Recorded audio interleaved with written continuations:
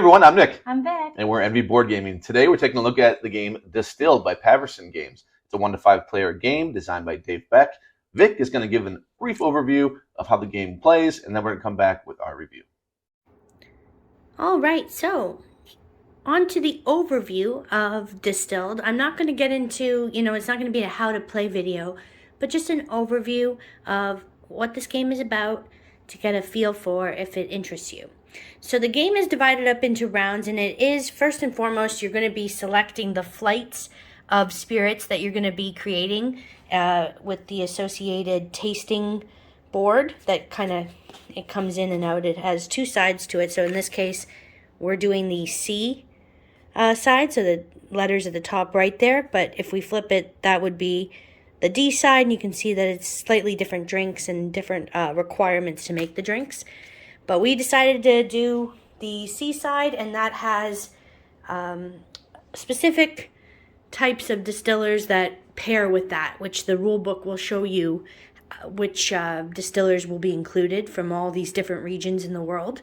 But in our example, we have sake here that Nick was playing as last night when we played, and they have different starting resources and signature ingredients to make their signature drink, which is down here, the recipe for that. And just different information about that distiller. And then we have this Korean example here that I was playing as, Jingji Na. And there's an ability for each of the starting distillers. So in this case, once per market phase, I can discount an ingredient by $2. One ingredient from the market. So let's just go over how this game plays. So the scoreboard here has a round tracker. There are 7 rounds. Everybody starts off with 3 of these distillery goals, but after the 3rd round, you're going to only have 2 left, so you can kind of use those to guide how you're playing. There's also goals that, awards that you're going to receive, and these vary. You just grab 3 at random. Well, it's the player count plus 1. So in our case, we were playing as 2, so we have 3 goals. And they're just different things like selling a spirit that's worth $15, or being the first person to have 3 equipment, distillery upgrades, things like that. And they'll give you victory points that you immediately score when you achieve them at the end of the round, and you check for who's achieved them. But if you don't fulfill them at that time, you won't be able to have a chance to. So it's sort of a race to get those achieved. Start the game is the market phase. So in the market phase, we have a basic market up here, which has the yeast, the water, the mixed grains, and different basic ingredients that you can add, as well as the clay barrels and wood barrels that you need for different types of spirits that you're making, because the recipe module that I pointed out before will indicate what you require to make the different drinks you're looking to create and distill. Further to that, we have the distillery upgrades. So in this market, players are going to take turns in the first phase, and until you pass, you can continue to buy things. The only caveat is you can only get 2 of anything on the basic market. So you can't continue to just load up on the basic ingredients, because you'll notice that the price for some of them is 0. Whereas in the main market, some of these premium ingredients are, $4 or more to pay for. So they have upgrades that you can add, and those go right on your board. The player boards here, they take up these spaces for the upgrades. You can grab ingredients, which will go into your pantry, and you can decide if you want to put the ingredients into the recipe that you're making. It is your call when we move to the distill phase. But also, the items that you can add, there's a set collection element to that. So the different bottles that you decide to put your spirits in have regions on them. So these ones in the example don't, but right here you can see Asia in the top right corner. So if you get 2 or more of the same region, you'll score points, and I can explain that at the end game scoring. But also if you have 1 from 3 different regions, you'll get points for that as well. So something to think about in this game. Next, after the market phase, is the distill phase. So in this phase, we are having, players will have gathered the ingredients that they built up. So let's say I started the game with the water because of the person, the Korean distiller's ability is that they start up with a water. So let's say in the course of the game I grabbed a yeast and I had mixed grain, so only 2 of those, and I decided to have purchased maybe the corn. And when you do purchase something, a new one immediately fills it. So if we imagine we've moved to the distill phase, what happens is you're going to be taking a look at what ingredients you want to include, and for every sugar, so a sugar is any of these here, a wheat, a plant sugar, or a fruit sugar, you'll add an alcohol to your mix for each sugar. And then you're going to shuffle up the mix for your drink and remove the top and bottom cards from the deck after you've shuffled it. And then whatever's remaining, so you're going to put whatever you drew, the top and the bottom, in your pantry. That's called your washback. You'll be able to use that for future drinks. But unfortunately, it can change the plans of what you're ultimately trying to distill. Because if you're left with, let's say in this case, I drew these and I didn't shuffle them that great, so we'll see.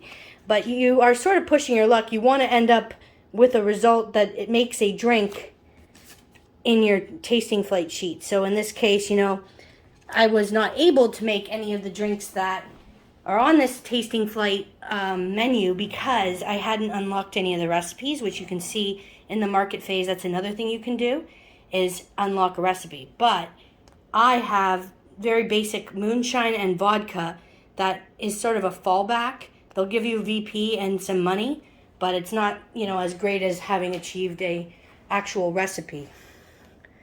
Another thing to note is that after you distill, you can choose, if depending on the recipe and what you've made, some things require aging and are indicated by an hourglass, whereas others are no aging.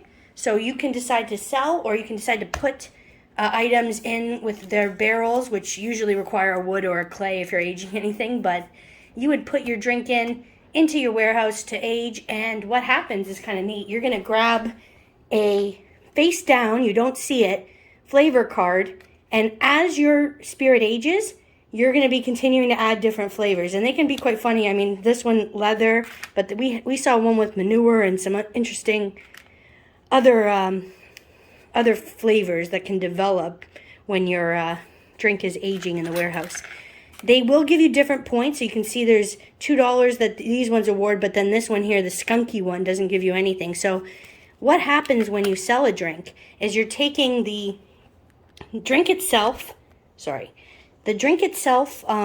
of the points that are on there. So in this case, these ingredients don't have any points or coins on them, but others do. So for instance, this premium ingredient, when you make a drink with it, it's going to give you $2 at the top in income, and it'll give you 2 victory points at the bottom left of the card. So that, in combination with whatever bottle you add, so I mean this one here, this mason jar, it scores you if you're using moonshine and if you're adding moonshine to it. So that's sort of what you're doing there, is you're going through a market phase, you're then distilling, you're then selling, aging, and if you didn't sell anything at all, you can trade victory points. So you can choose to go down on this track to get coins, which can help you in the next market phase. And players will alternate the starting player token, which is a nice, in this deluxe edition, nice hefty coin. Those will pass back and forth until you get to the final round. And another thing is these cards are discarded before the distill phase, so you're constantly getting a refresh of the market. There are also some little rules with the market phase, but this is not a how-to video, so I'm not going to get into every caveat of it, but there are little things, little quirks about taking water or taking yeast that make the market action a little bit more interesting, or the market phase. And if you're wondering, how do you win this game? It is whoever has the most victory points, and you'll see that spirits that remain in your warehouse that you never had a chance to sell because you made it in the last round and it was something maybe that you were aging, you're going to receive the money off of that and anything that's left in your pantry. The bottle collection, as I mentioned, the set collection, if you have more than 2, those values will go up and you'll get more and more depending on how many bottles you have in your collection. And the bottles end up in your collection once you fulfill a distill order, a spirit. The distillery upgrades or anything that's written on the cards, so some of them will give you points, like this one at the end. I'm trying to get a good view of that. 1 for each of your spirit labels that requires a wooden crate, for instance. And then your goals, so whatever you had on your distillery goals. So if we look here, this one would be if you're tied or you have the most regions represented by spirit labels. And the money. So whatever money you have divided by every $5 is 1 point. And then whoever has the most points wins. And that's Distilled. All right, we're back. Thank you, Vic, for the teach. I never do them. Yeah, it's rare. But she backed this game. This is her baby. So we wanted to give Vic the chance to review it. She taught me the game, so it was her turn this time to teach. Yeah. First of all, how'd the teach go? I think it was all right. I tried not to breathe too heavy. Sorry about that. It's a lot of pressure. But I feel like I captured the element of the game, the spirit of the game, what you're doing, how you have different distillers with different abilities, and you're going to have a different game every time you play because of the different tasting flights you can choose. So that's modular.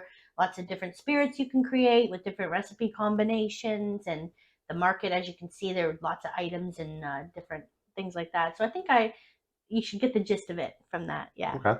So the flow of the game is usually the first thing we hit on. Yeah. Does it feel like a bumpy ride? Does it feel silky smooth? How's the gameplay in your opinion? I feel it's pretty smooth. It's a phase game, so you're going to go through phases in 7 rounds, which are tracked, and it seems to go pretty smoothly because it's distinct. Okay, so you're doing the market phase. Now we're going to distill the drink. Now you're going to sell it. Now you're going to age it. Repeat, right? So I feel like that makes the game pretty smooth because there's set phases for actions and you're either doing that phase or you're not, right? So what do you think? I think it's, for what I expected, I think it's a little clunky, actually. Oh. I actually think it's a rough road at times. For especially, I don't think it's a game you're going to be able to teach to casual gamers at all. I wouldn't even bother. There's too many things going on as far as things you have to remember. You can only do 2 of the top markets. You have to set them aside, and then you kind of wonder where do you put things when you acquire them. Do you put them in your storehouse? Do you put them out here to the left? They're fruits, sugar. There's sugars, and then there's alcohol for every sugar you have. There's what do you call it? The water and the yeast. You have to have both of those, and then what happens? You have to shuffle them up, take the top and bottom, see what you have. You had a lot of planning and forethought. You could really screw yourself if you didn't plan of losing different things. Right. Like even having, there was a time we played last and I said, I wish I had that clay barrel, which I could have bought. I had the money for, and I should have just stashed in case. A lot of things to remember. Like, I need that barrel for this. Like, right. Yeah.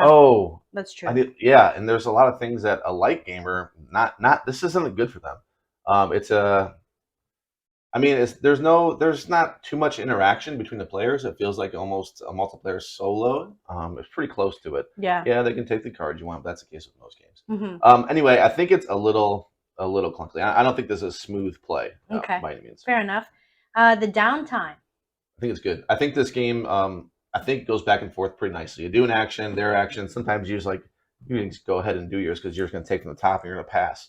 So the market's really smooth as far as how fast. Boom, boom, boom, boom. Yeah, you're not waiting too long. Then there's a little bit of waiting. Maybe if you have a backup, if you were things that were you had things that were aging, and you're selling things at once, and you got to wait a little bit in the sell phase. That's about it.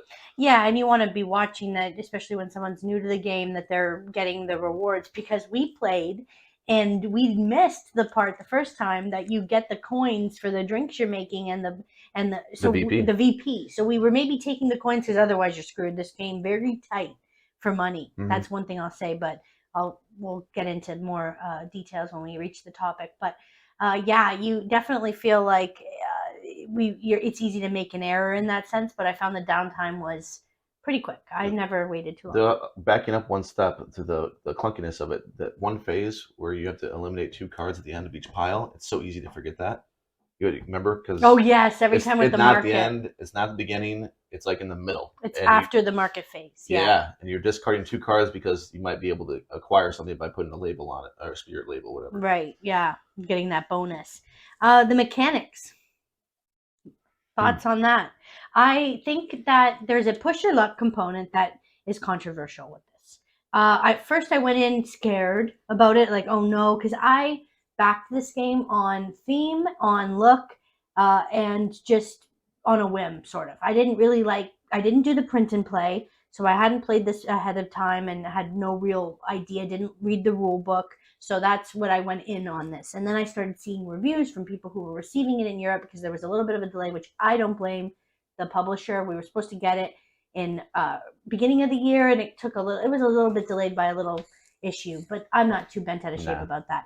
But yeah, so first off, going to the mechanics of it, that push your luck of trying to load up your deck, and then when you make the choice of putting what ingredients you're going to put into the thing you're distilling, well, you better hope you've thought of the bottle or the barrel or both on top of that, because you're only distilling one drink, and when you pull out cards, you can lose those important ingredients that for the drink you were making. And if that was going to be something that would help you achieve an objective, and God forbid you didn't actually achieve that, and then the other person did, you only had one chance to get to the objective. So you could have just now lost the chance, because once that objective is reached by one player, there's no afterwards. You can't, if you didn't get it at that time, you're not able to get the objective. So that immediately was worrisome. We played through it. There were highs and lows with that. There were times that you're like, whew, I made some good choices, and man, but what a waste. But then you get the coins and the VP maybe for the items you loaded up in your drink. But then there were times that I was just complaining. I would go, I can't believe it. I can't believe it. I kept looking at you like, fix this. Yeah. What do I do? Yeah, what can you do to mitigate? You're looking around. Is there anything I can potentially do? Mechanics, I think it's a unique deck building and a unique take on it. I haven't quite seen this. Not the uniqueness of taking one from the bottom, one from the top. It's not that. It's just that the way you're using your deck build, it's not going to stick around. You're using it as soon as you use them in an ingredient in a recipe, it's gone. But you get the VP, you get the points for it. So it's a one-time type thing. It's not a true deck build in the sense that you're building a deck for the entire game. That's not happening. So I think the deck build part is at least unique. Yes, and I think that too, there's a set collection element in the end game scoring with the bottles, and the market does refresh well. It does cycle through, but then there's times you could be stuck waiting and hoping that you can get a grain ingredient that's not a basic grain. So you do a water action and you hope that, okay, cool, I get to buy whatever the top of the deck is. That's one of the mechanisms. That helps you mitigate, but then I was not getting still the one I needed, and then I felt like I was sort of trapped. But then they give you some outs, like there's the trading of cards before you go to distill. You can have an opportunity to trade with the basic market for the same value item. There's little things that they tried to do, you could see, to help you feel better about the chance that you would lose your ingredient or build your deck. So I like the different avenues and mechanics that are in play to make a deck building game that is quite unique to me as well. And I like the player powers. I like the specialists, the equipment. I think that's a big pro in the game. If without those, it would just be so boring, because I think those really bring life to the game, giving you those player powers, make it interesting. Drafting those, they're expensive, but they give you cool things that you can do and consider. Right, and I like that you can use a spirit label to get one. You can use a spirit label to get things right off the bat at the end of your round that can really help you. That's good. I like that. I don't have many complaints about the mechanics of the game, although that thing does burn you with the loot distilling. Well, let's get randomness. Yes, randomness. Ouch. That sucks. When you lose those ingredients and you don't know what to do. Now, better players that have played this game more would anticipate that maybe and think of the backups, maybe be more clever in the tasting flight of what recipes that work well as backups. Like, because you're buying the recipes, as I mentioned in the overview, you have to unlock the recipes before you can do them. Well, that costs money too. So it's harder to guard against the randomness, I find. It is. You can play it super safe if you want, but you'll kind of waste actions, waste money by doing that.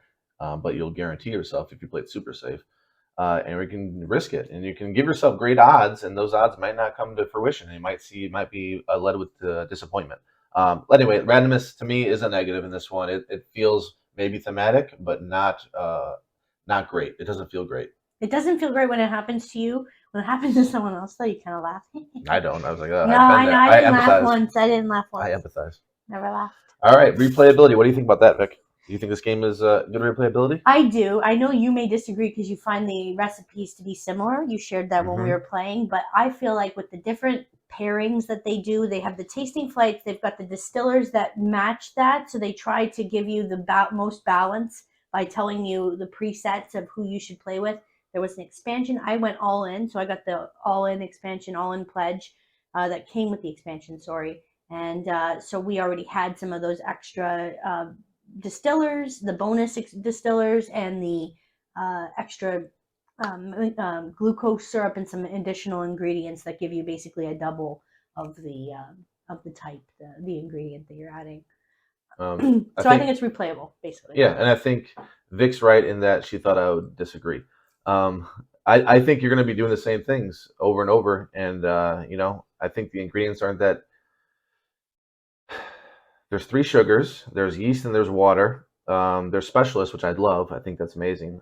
There's set collection. There's only 3 continents, I think. 3 or 4 regions, yeah, something like that.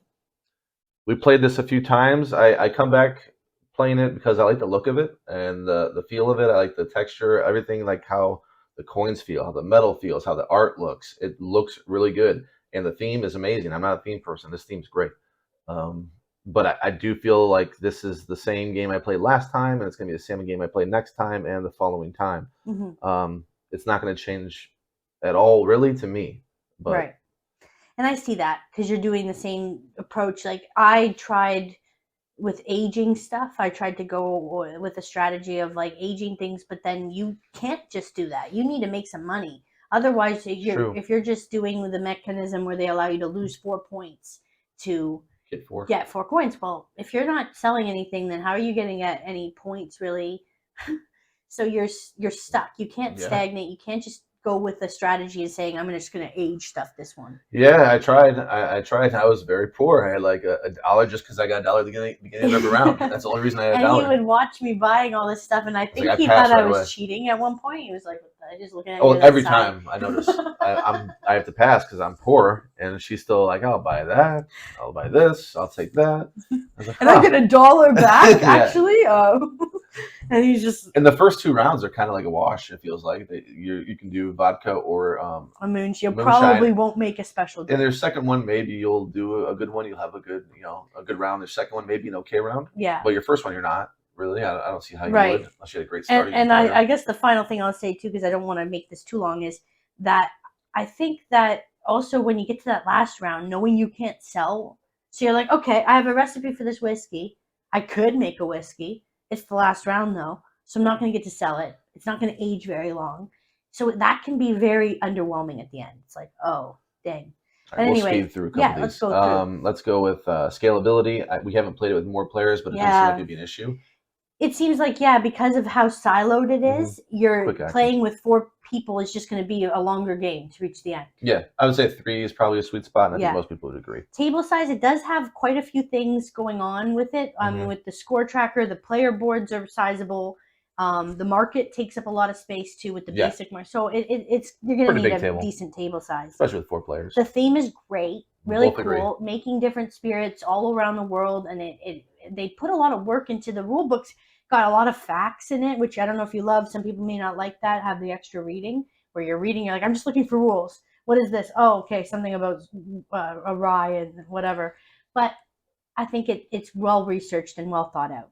Table presence, components, everything there, I think is a plus. Very strong, yeah. Especially we got the deluxe components. They all look phenomenal. I love the look of this game. Yeah, really looks nice to me. And I love that they have the different player boards with cute animals, a cat, and then 1 dog that everyone can fight over. Price and value, what do you think, Vic? So this was $85 as an all-in Kickstarter pledge. Plus, I'm sure I paid for shipping. I don't know for sure if that was part of it, but there's probably on top of it. Thinking about the game and what it involves and what, if I compare it with other games we play, I would say that the value is not really I think that $65-$70 would have been what I would pay now in retrospect for the deluxeified components and the game itself. I don't know if $85 feels good now.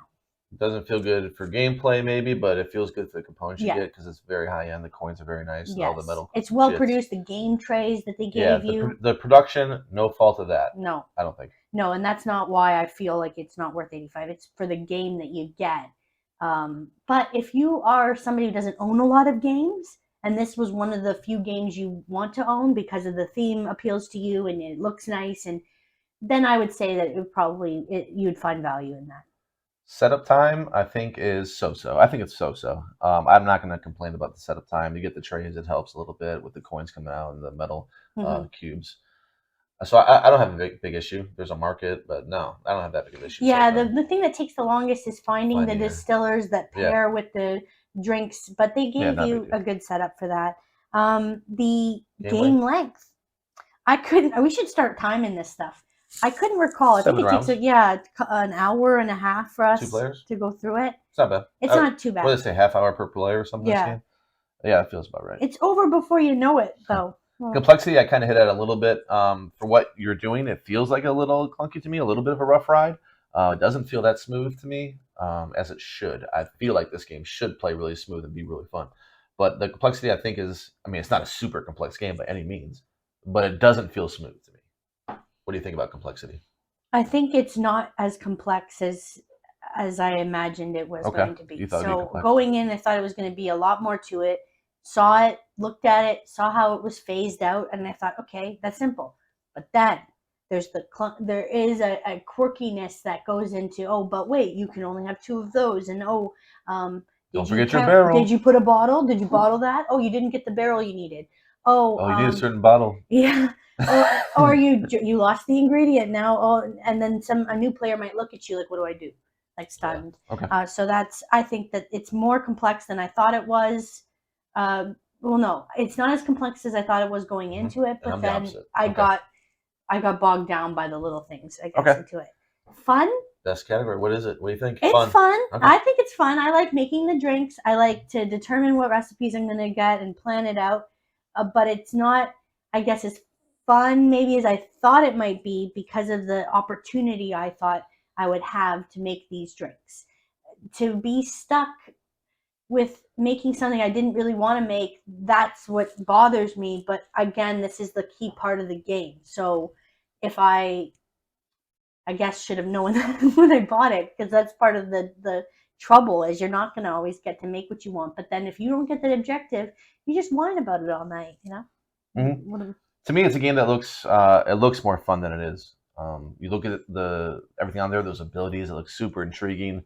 And the art, it makes it look like this is going to be a really fun game. You see all the liquor and what you're making. And you have this order board, these recipes you can do. To me, it looks like a super fun game. And then it falls short for me. So I'm going to give this a negative. I don't think the game is overly fun, unfortunately. There's no part of it that keeps me wanting to come back to it other than the look. All right, so we'll give our scores. So score for me, I'm giving it a 7.8. 7.8 couldn't go over 8 for me because of the fact that you lose the ingredients of things that you're working towards. You set the time to build, to get the bottle that matches the region. There's so much thought that you put into making that drink, and then only to reveal that you can't make it, and maybe you should have done better, and it's sort of like a kick in the ass. Yeah, there's a lot of disappointment in the game. I feel like it's yeah. I think it has great art, it has great theme. It really pops on the table. There are things I enjoy about it. It just falls short of being fun for me. So I'm going to give it a 6-1. Would I play it again? Sure, I guess. But I'm not going to be excited for it because I've played it several times. I keep thinking it's going to get better and it actually keeps dropping. So 6-1. Yeah, so, you can see that we are very honest in our review. I would love, being tied to the fact that I bought this game. I was in the Facebook group watching the trials and tribulations of getting that delivered. And, I really wanted to give it a 9 or higher. I really did. And so I came from a place of being, invested in that. And I will say one final thing. I like the flavor surprise. I wanted to talk about that. I just saw it. I like that. That was cool. But then if you never got to make your drink, then you're never going to experience that. So it feels like a stretch goal. The flavors feel like a stretch goal because they're never negative. They're either as far as I've seen. Yeah. There's Skunky, which doesn't give you anything. You were mad about that. Yeah, because More anger. I thought everything was good. It feels like a stretch goal. It doesn't Maybe feel. if we got really like part of drunk, the game. Nick would like this game a little better if he No, I was wouldn't. inebriated like crazy and couldn't. I would like it less maybe because Yeah, I would be so rage. confused. Like, wait, what did I do? I forgot the barrel. Some Dang it! whiskey rage would take place. Yeah. There you Well, go. thank you. I hope you enjoyed this video. If you did, please click the like, thumbs up, and subscribe for more great reviews. We'll see you next time. See ya. Bye.